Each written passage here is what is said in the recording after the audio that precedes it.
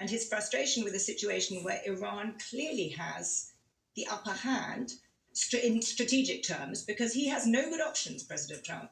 If he tries to escalate, it is likely that Iran, which has already shown that it will escalate itself, will damage more oil installations. The price of oil will go higher.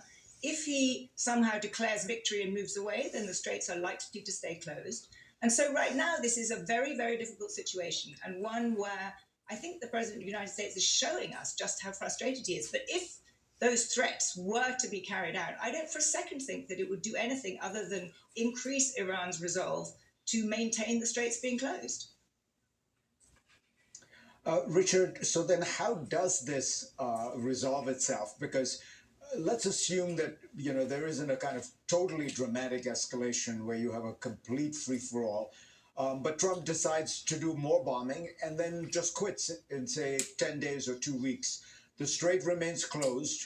At that point, is it left to a country like Saudi Arabia to find some way to negotiate with Iran and open the strait?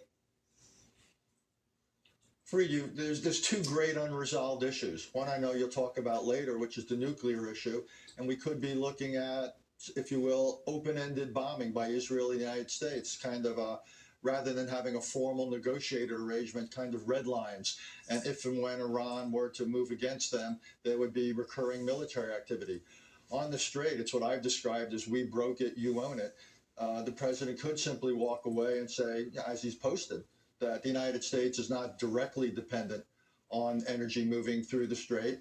And then I think it's unrealistic to expect the local Arab countries or the Europeans to free it up. So I think then we're looking at a long-term situation where Iran derives enormous revenue